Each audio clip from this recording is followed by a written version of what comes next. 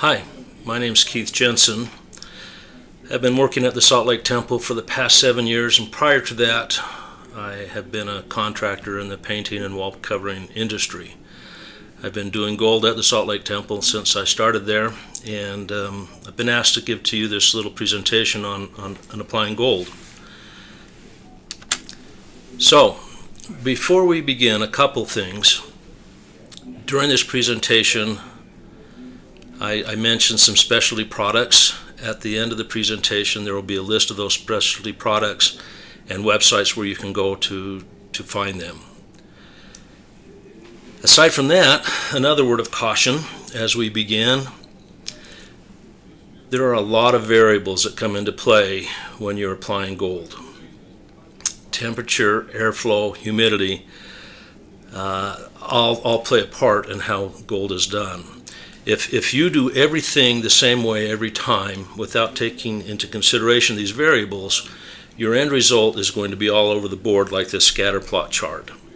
My hope today is that as we go through this, that you can get some hints and tips on how to use these different variables to your advantage so that your finished product is pretty much the same throughout the process.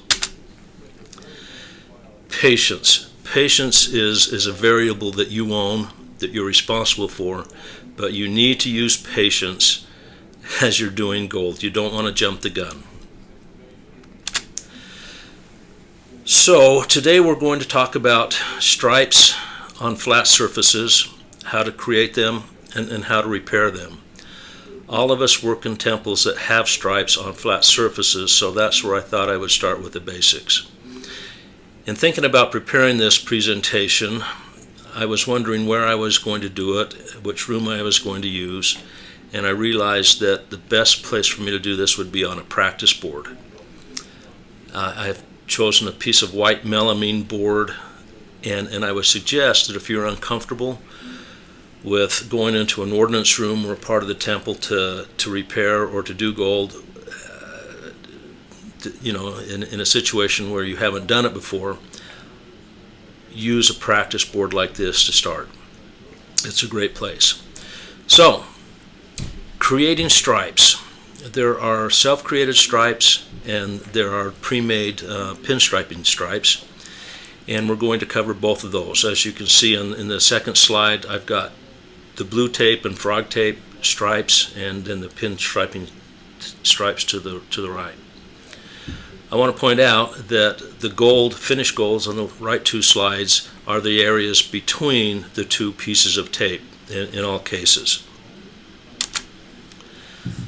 So one thing about tape is paint, particularly oil-based paint, always bleeds underneath the tape. So you need to seal the edges. And at this point I've also been reminded to remind you that all paint tends to fall on temple carpets. So therefore, whenever you're painting or doing gold, make sure that you always use a protective drop cloth. So, sealing the edge of the tape. I run a bead of clear acrylic water-based caulk along the edge of the blue tape. As soon as that's done, I take my finger or thumb and I smear that caulk all the way across the edge so that the entire edge is covered. Once that's done, I take a wet rag and I wipe all of the caulk off. I don't want to leave any caulk residue in the area that I'm going to gild, and I don't want there to be a bridge of caulk between the tape and the gilded surface. So I wipe it all off. What this does is it creates a small little barrier right up against the edge of the tape that seals the blue tape perfectly, as long as I've done my job right. Frog tape is a product that was created for acrylic or water-based paints. The concept is that there's a water-activated polymer barrier, and as soon as the water from the acrylic or the water-based paint hits that, it immediately expands, seals the edge of the tape. And it works pretty well with acrylic paint, but since what I'm dealing with here today is an oil-based paint, I have to use a sponge or a wet rag to get that edge wet, and activate the polymer barrier. With oil, I've found that it's about 90% effective, so I generally tend to take the time to seal my own tape. But if you're having success with the frog tape and what you do, please go ahead and use that. All right, the finesse pinstriping tape comes in different sizes, different patterns. All of the temples, I'm sure, have stripes that were created with the finesse pinstriping tape. You may have some in stock. If you don't, you can go online and match the pattern that you have, order some, and then use the finesse pinstriping tape to make your repair or to redo an area. Finesse is a little tricky to lay down, so I'm going to walk you through how I do this. First of all, I want to press it into place firmly with a dry cotton towel or rag. Once that's done, and you need to know that the tape is as wide as the entire area from edge to edge with a clear protective covering over it. I need to get that protecting covering up, so I use my thumb and I pick at it, my thumbnail, and I pick at it until I get it to this point where it's starting to come up. At this point, I want to avoid lifting it straight up off the surface. I want to peel it back, because if you lift it straight up, it has a tendency to want to pull up those two little pinstriping edges. So as in this photo right here, you can see I'm pulling it straight back. Once I've got the protecting cover off, I go back over it with a dry rag or towel to press it down, because remember, paint likes to bleed under tape, so I want to make sure that the finesse tape is down very firmly. In most cases, unless you're on a really rough surface, it doesn't need to have the edges sealed. It works well on its own. So here's my practice board, ready to go. I want to talk to you a little bit about surface preparation. Gold is a high gloss metallic finish. It shows everything. So you want to make sure that your surface is clean, dry, and free of foreign materials. Any painted finish or even a gilded surface works to apply the gold. I could apply the gold directly to this melamine board. What's important is it's all the same consistency. A flat painted ceiling as long as it's the same consistency, it works. But you want to make sure that before you put the sizing on, and in case you're not familiar with the word sizing, sizing is the glue that the gold sticks to. You want to make sure that the surface is sanded smooth and tack ragged so that there's no debris left on it. In sanding, I like to use, particularly when I'm doing gold, 320, which is a very fine grit sandpaper, up to 220 grit sandpaper, depending on how coarse my surface is. So a little bit more on surface preparation. Gold is a reflection of what is underneath it. In the previous slide, I stated that any surface, as long as it is consistent, is okay to put gold on. But since gold is a reflection of what's underneath it, if you have a dry, flat surface, it's not going to be a shiny finished gold product as compared to a high gloss surface. So a non-porous, smooth as glass surface is perfect. And in fact, glass is a perfect surface to do the gold on. What's next best to that is an oil-based high gloss paint. So if I have time, I like to put a base coat on. The product I like to use is called One Shot. It's a sign painter's paint for lettering enamel. It has properties in it that allows it to flow, and it minimizes the brush strokes because it's oil. Now, if you can't find the One Shot, any high gloss oil-based paint will do. This particular product has properties that help the brush strokes minimize. Always sand between coats. So this is the next day, the base coat is dried. I want to sand it because specks and debris are going to be amplified or intensified when you put the gold on. And as a general rule, always sand prior to and between coats of paint. And this is universal across the board, whether you're doing gold or just regular painting. Again, 320 to 220 grit sandpaper.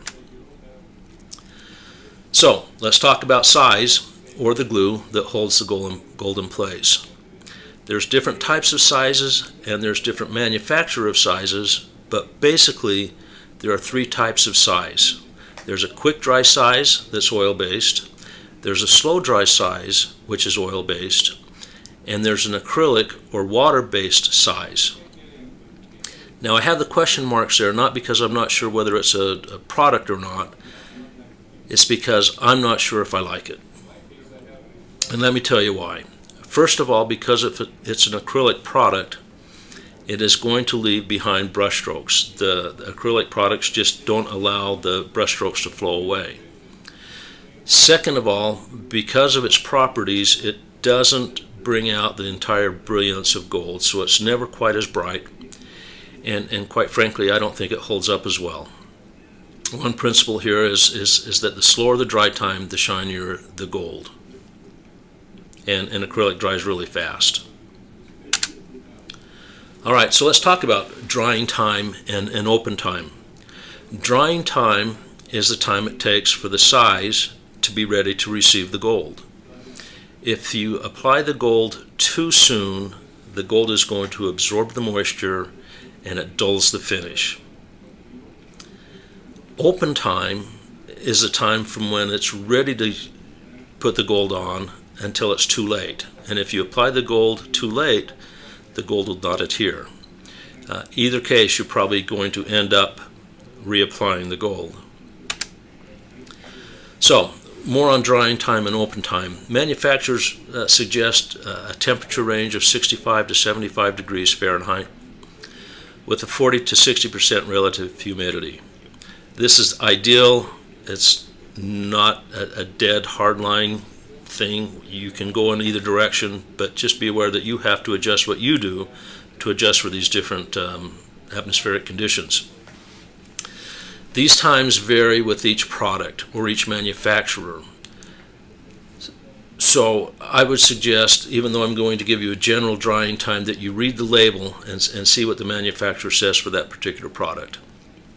So with a quick dry size, drying time is about 1.5 hours to 4 hours, depending upon the variables. The open time is about 1/2 to 1.5 hours. Again, the variables come into play. With slow dry size, the time is expanded. Drying time, depending on the manufacturer and the product, is anywhere from 12 hours to 24 hours. So this is a product that you put on one day and come back the next to finish it. If it's a 12-hour drying time, then you do it at the end of the day and jump on it in the morning. The open time is anywhere for up to 4 hours to 12 hours. Now, I've got to tell you that seldom do I have the time to use the slow dry size. Most of my work is done on a Monday, and I've got to be in and out in one day. During closures, I find that with other things that are going on in the room, I generally don't get to the gold until the last day or two of the closure. So again, I have to use the quick dry size. So that being said, going forward, that is what we're going to talk about, is the quick dry gilding size. I want to talk to you a little bit about the properties of this product. It's clear, like a varnish. In fact, it is a varnish. But because it's clear or amber in color, it's hard to discern your coverage. It's hard to see where you've sized, and it's difficult to see how even your coverage is. So I like to add color, and when I do that, and let me warn you, that make sure that if you do add color, that it's compatible. In other words, if you're using an oil-based size, you need to use an oil-based colorant. Because it's a varnish, It has components in it, including drying time. These are artificial dryers that are put into the product to help it dry. These can separate over time. The difference between a quick dry size and a slow dry size is the amount of dryers that they have in the product. So if you need to stir this before it's used, because you could pour some off the top without stirring and all your dryers are down low, and then it takes forever for it to set up. Shaking adds air to the size. Please don't shake the size, because if you get air into it and you use it immediately, as you brush it, it's going to leave little air bubbles in the size, and when that dries and you put the gold on top of it, the air bubbles pop and you have these little white spots or whatever your background color is shining up through the gold. So, always stirred, not shaken. So this is how I create my size. I use 2 parts of the ducks, quick size, gilding size. I use ducks because that's what my manufacturer sells. If your distributor, or I meant my distributor, sells.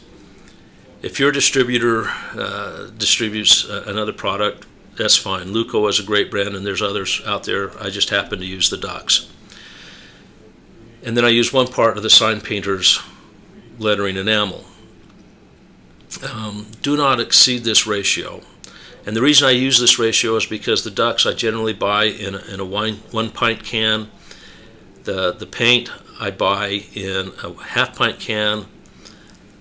I pour them together in 1 quart can, and I have my 1 to 2 part ratio. I like to use the imitation gold color. So colorant is used primarily for contrast. It allows you to see where you've applied it and how evenly it has been applied. And this is key when you're using a quick dry size, because you want to make sure that the size dries evenly and consistently. I like the imitation gold color because it keeps the background color close to the gold, but it's different enough that when I'm applying the gold, I can see where I've missed. All right, applying the size. With quick dry size, as I've said, open time is minimal, and it's important that the surface dries uniformly. Now, use a natural bristle brush. It helps mitigate or lessen the brush strokes. I would also say don't use your burnishing brush at this time.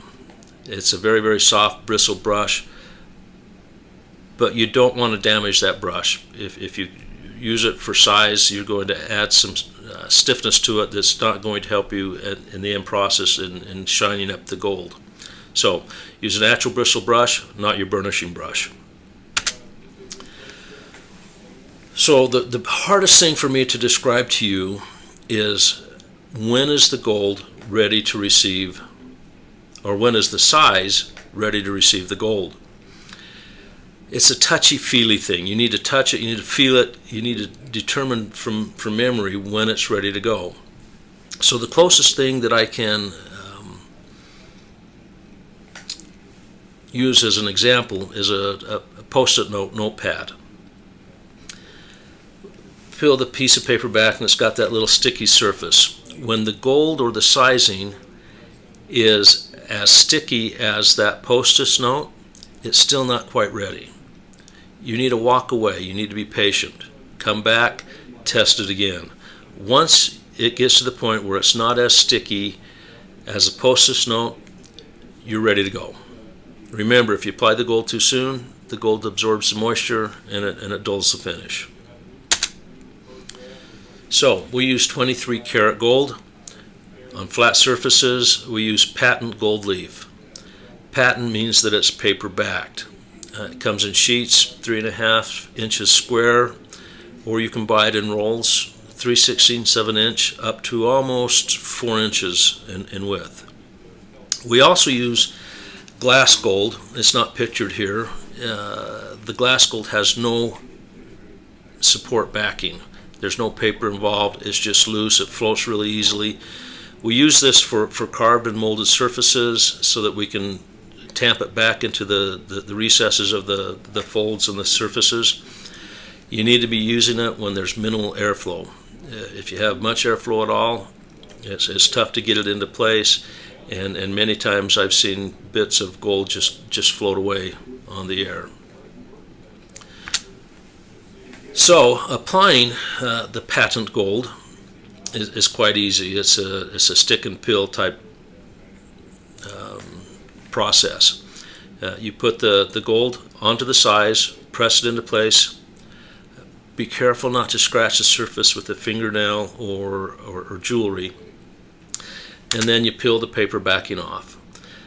Generally there's a place where you've missed, where there's a crack or you didn't lay it down completely, and there's always a little bit of gold left on the paper backing that you can use to press into place over where you've missed.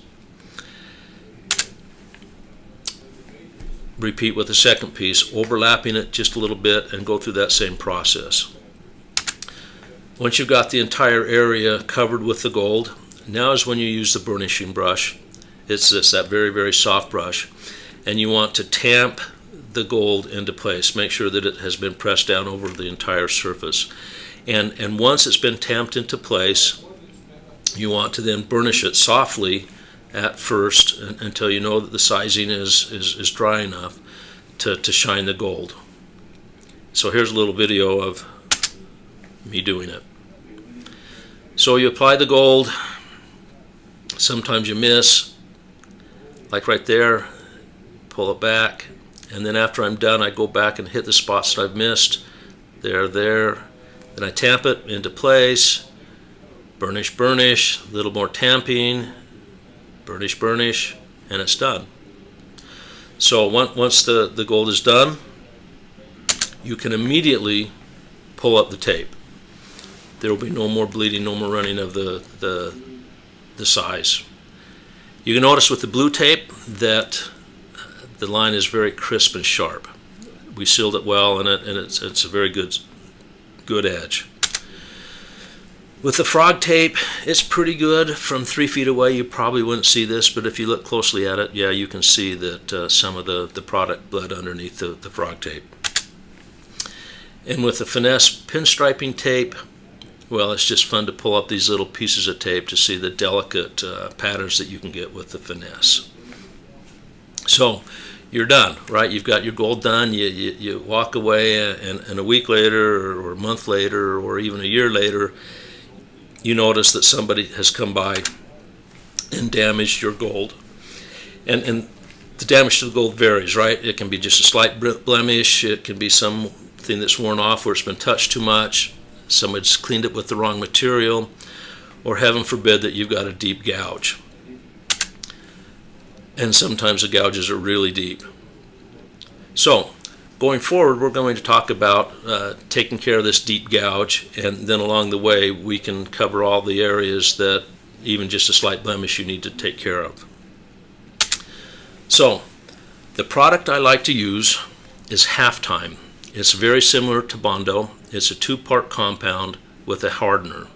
So you mix the compound and the hardener according to the directions on the can, and then apply it.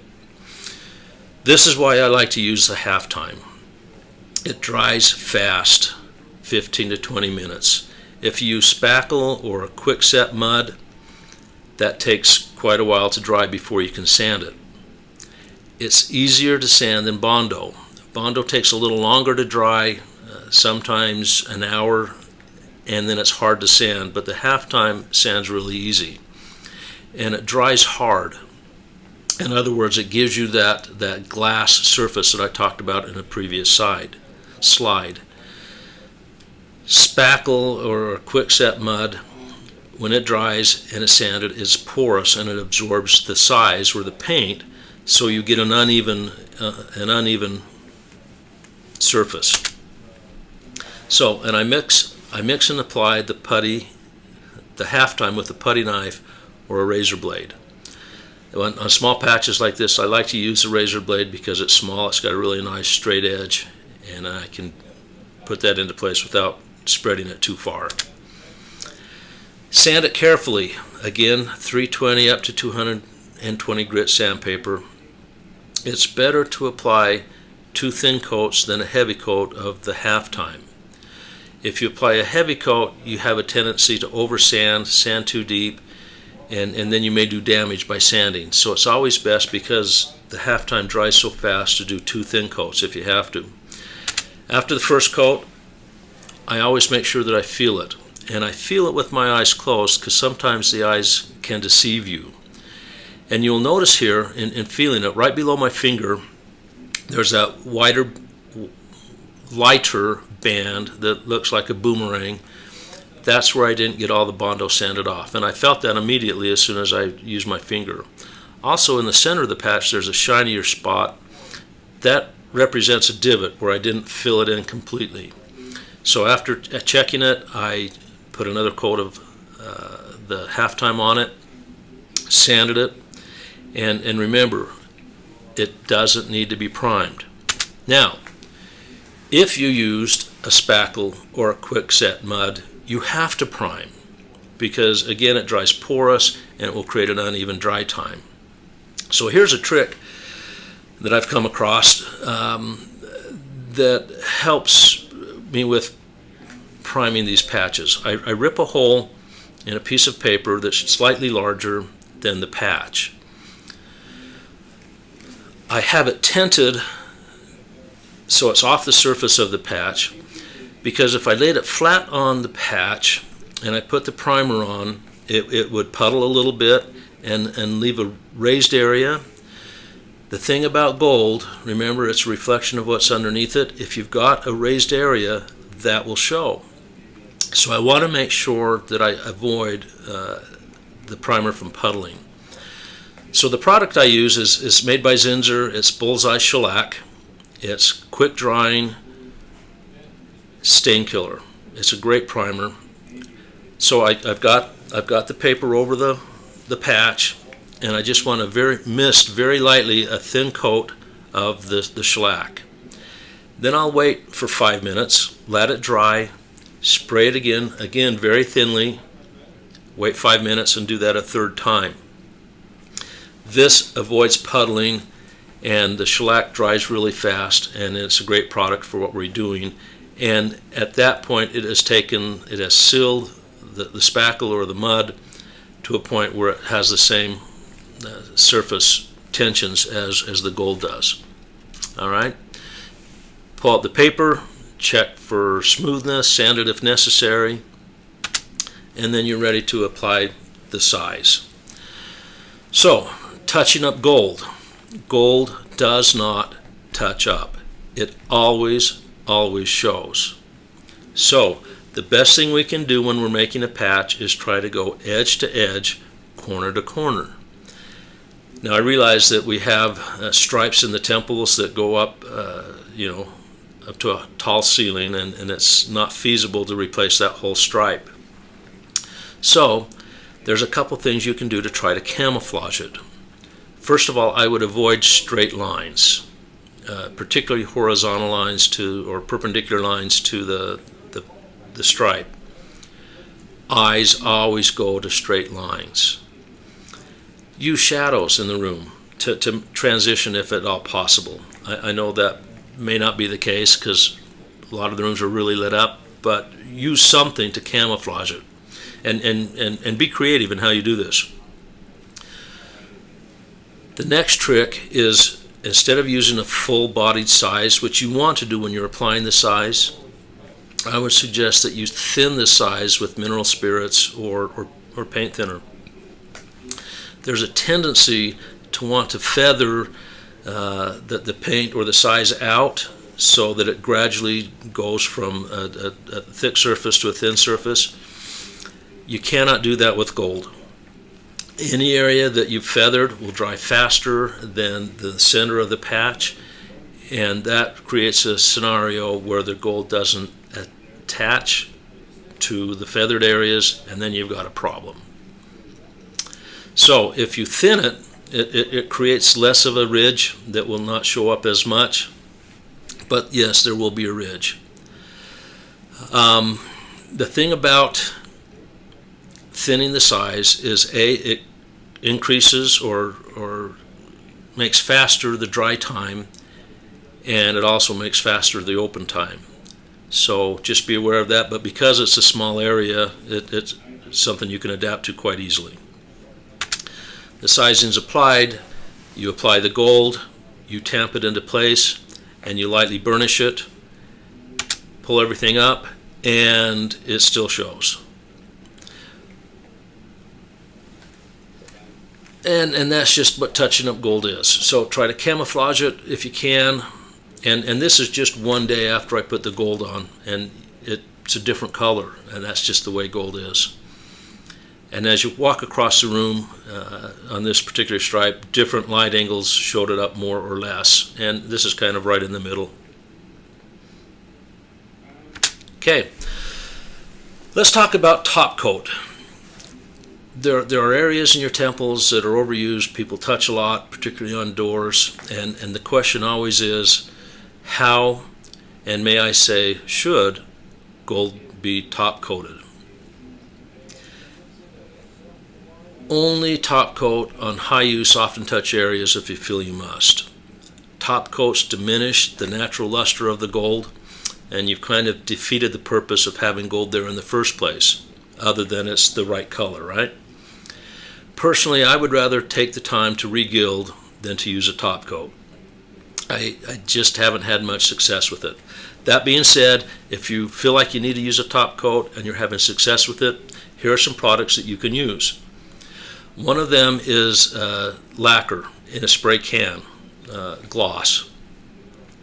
Two drawbacks to this lacquer. A, it takes time to mask off where you're going to spray the lacquer so you don't get it on the other surfaces. And you need to understand that lacquer is considered a hot product. So remember gold, it absorbs moisture, right? Well, it's going to absorb this lacquer, but because it's a hot product, it's going to absorb into your layer of size, and if your size is still kind of green, kind of wet, it's going to pull that size into your gold and leave your gold splotchy. So you need to wait at least a week before you apply the lacquer. Otherwise, it's a great surface to use.